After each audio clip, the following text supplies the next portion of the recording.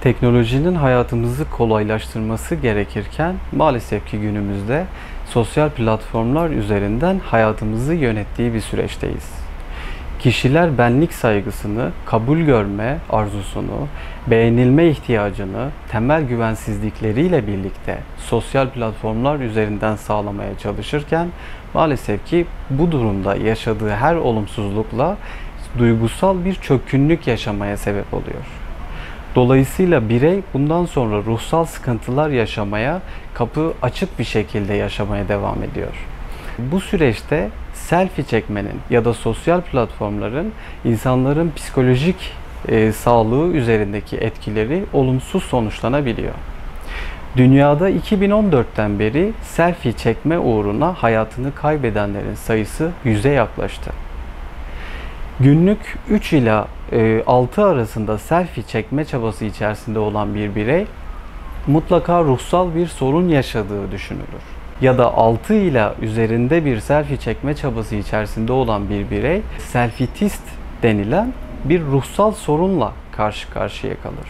Dolayısıyla gerçeklikten kopuk, olmadığımız biri gibi görünme çabası içerisinde olma, kusurlarımızı gizleme ve günlük yaşantımızdaki her aktivitemizi paylaşma bireyin sosyal hayatını olumsuz bir şekilde etkiliyor. Bu kopukluk aslında ruhsal ihtiyaçlarını sanal bir ortamda gidermeye çalışıyor.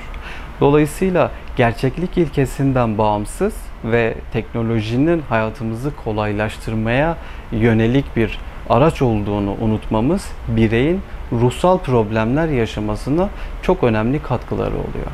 Unutulmamalıdır ki sosyal platformlar sadece hayatı kolaylaştırmak için vardır.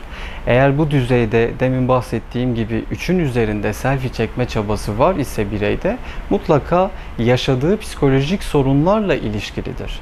Dolayısıyla bu durumda eğer birey gerçeklik ilkesi dediğimiz yani dışarı çıkıp arkadaşlarıyla bir grupla bir aktivitede bulunma ya da farklı anlamda hayatına devam etme yönünde sanal bir gerçeklikten kopuk bir şekilde ilerlemiyorsa mutlaka bir uzmana başvurması gerekiyor.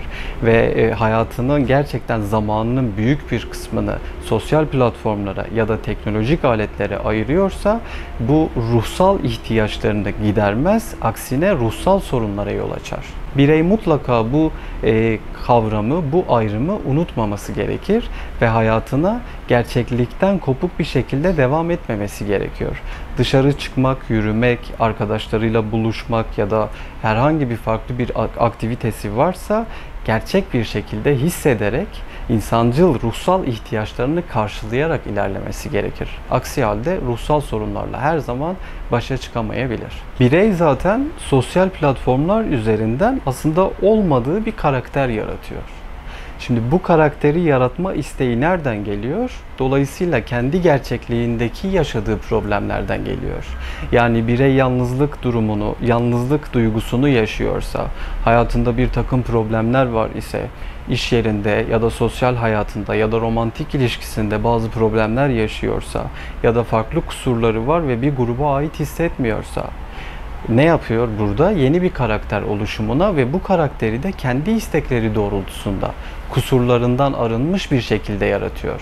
Dolayısıyla bu yapaylık, bu gerçeklikten kopukluk bireyin gerçeklikle tanıştığında yani asıl ortama girdiğinde en ufak bir durumda yoğun kaygı ve yoğun stresle mücadele etmesini sağlıyor. Bu da tabii ki Amerikan Psikiyatri Birliği'nin son dönemlerde özellikle belirttiği gibi selfietist denilen ruhsal problemleri olan birey için kaçınılmaz bir son oluyor. Dolayısıyla burada da psikolojik sorunlarda baş etme yöntemlerimizi, baş etme çabalarımızda gerçekten çok daha olumsuzluklarla karşılaşıyoruz ve güçlük çekiyoruz.